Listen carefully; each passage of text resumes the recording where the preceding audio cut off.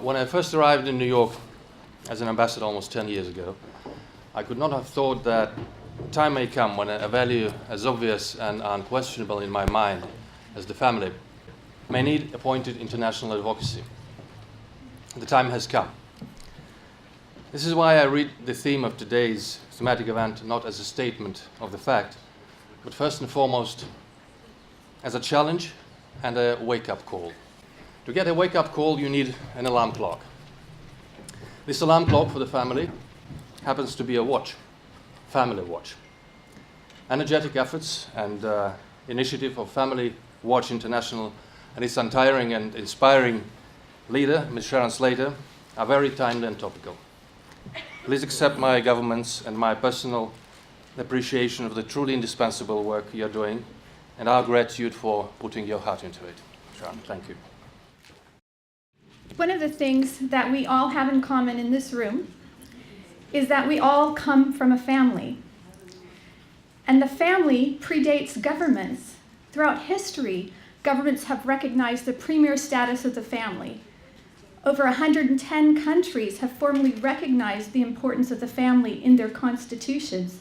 This year, the 20th anniversary of the International Year of the Family, according to the Secretary General in his landmark 2011 report, says it represents a window of opportunity, an opportunity to add a family focus to development. And that's because the family is the key to the Sustainable Development Goals. The Secretary General continues that the majority of the Millennium Development Targets, especially those related to the reduction of poverty, education of children, reduction in maternal mortality, are difficult to attain unless the strategies to achieve them focus on the family.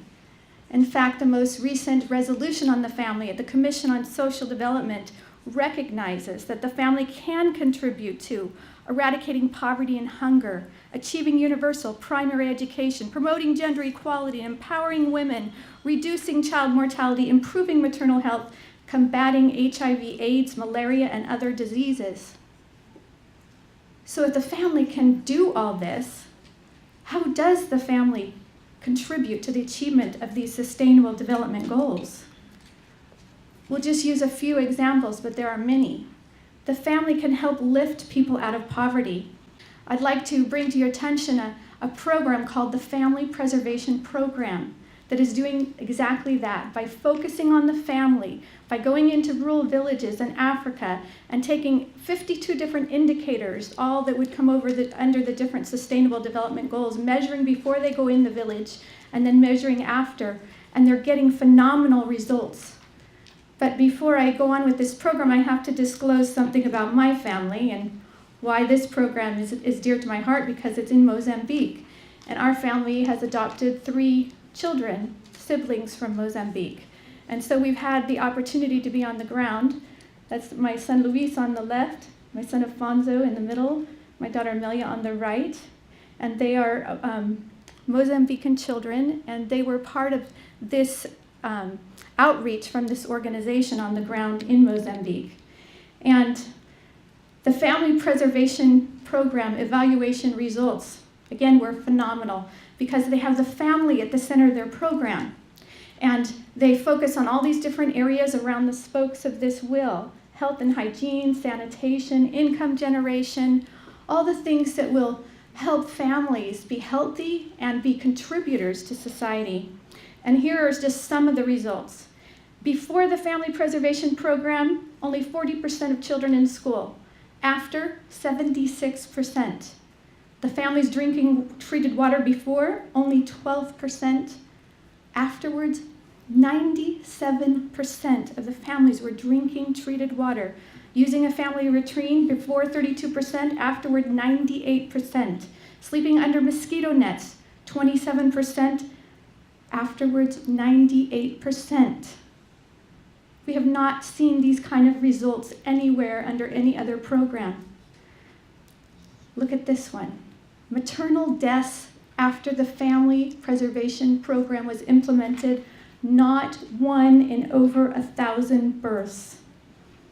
Other results, over 17,000 people have received this program or are currently receiving it. In one village, The excessive alcohol use went from 64% to 27%. In another village, domestic violence dropped from 8% to 1%. You can see on this chart, the orange is before, the blue is after the family preservation program. Look at the fourth one down, owning a family business. After the program, before 8%, 55% of those families have their own sustainable way of generating an income through a family business.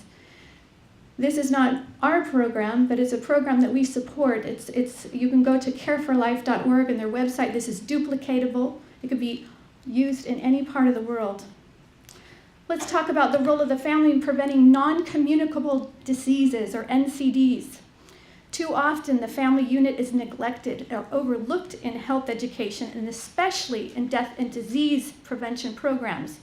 And that's despite the fact that the family may have the greatest influence on the health outcomes of their individual family members.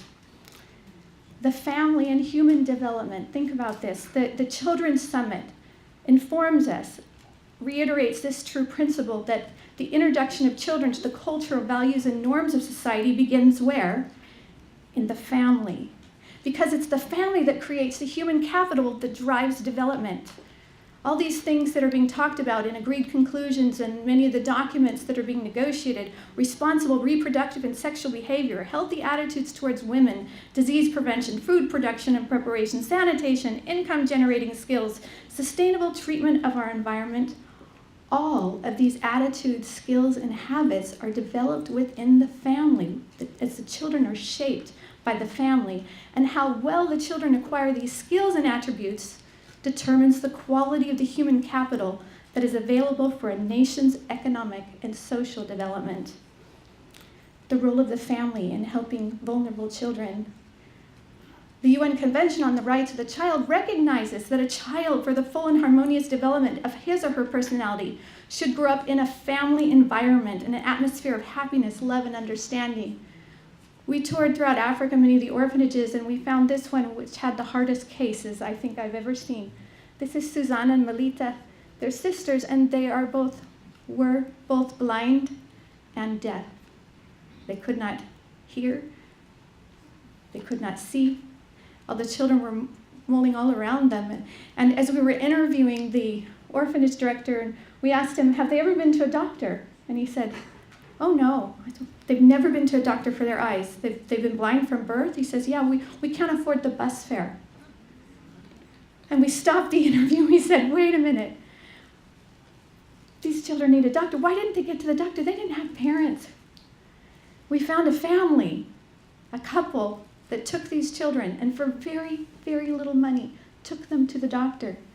And now these children can see from a very simple procedure. Then we found another family with children, and we placed them in a substitute family. This is in Mozambique, and they're thriving. Now they're going to a deaf school. They've learned sign language, and they're doing well because they are enveloped within the love of family and parents who care about them. Let's talk about the role of the family in combating HIV/AIDS. Over 2 million children have been reached by a program called the Stay Alive program that you can find at stayalive.org.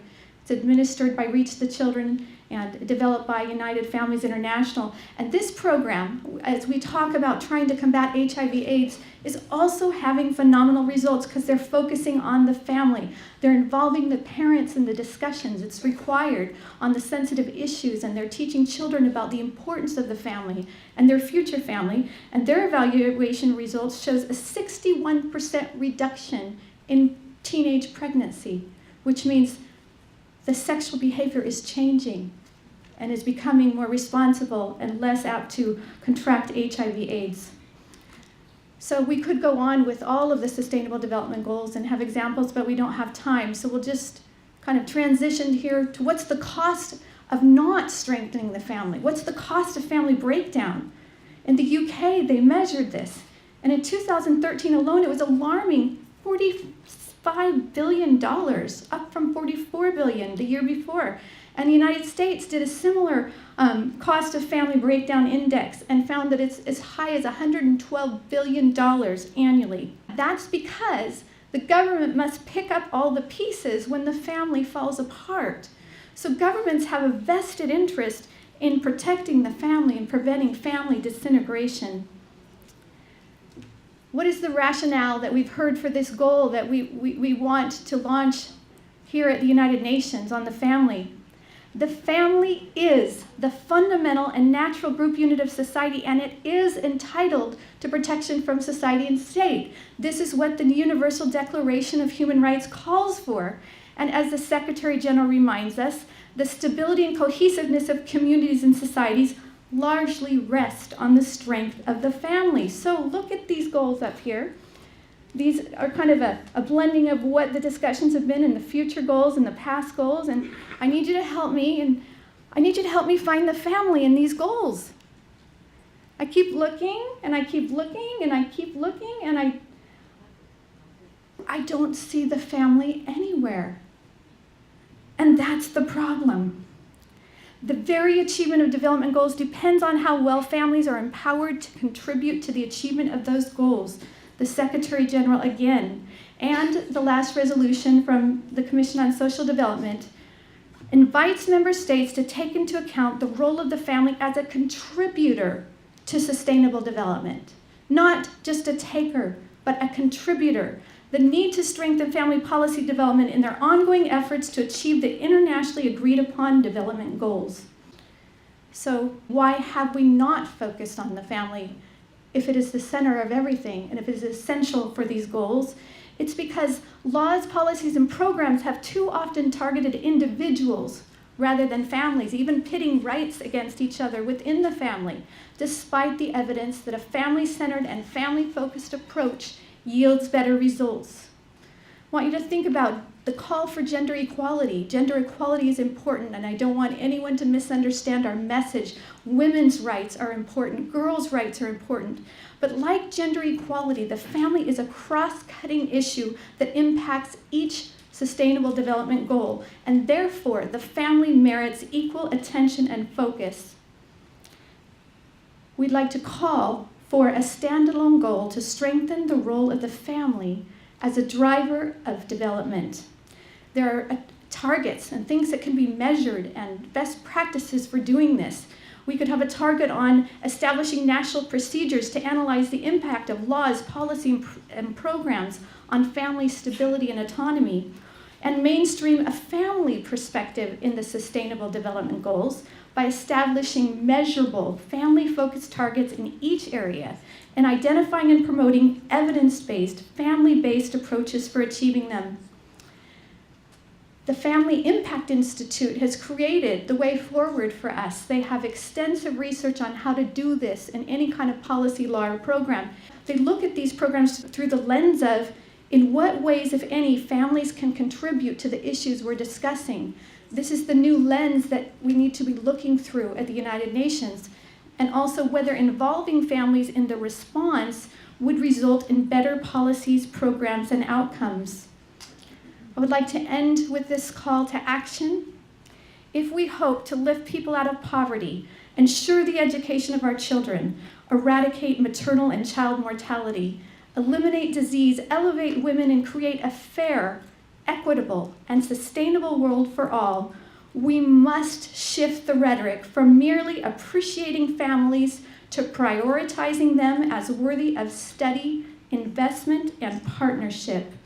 During this, the 20th anniversary of the International Year of the Family, now is the time to put the family at the center of the global development agenda. Because as the family goes, so go the children, so goes the nation, so goes the world. Thank you.